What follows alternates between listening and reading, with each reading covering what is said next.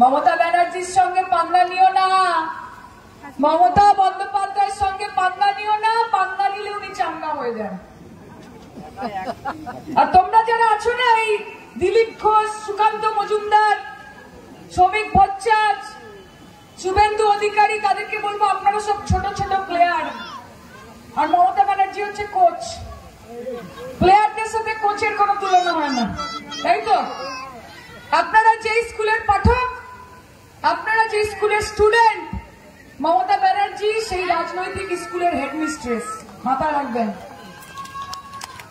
আর শুভেন্দু অধিকারীকে বলবো যে অতিবার বেরোনা, ঝড়ে পড়ে যাবে।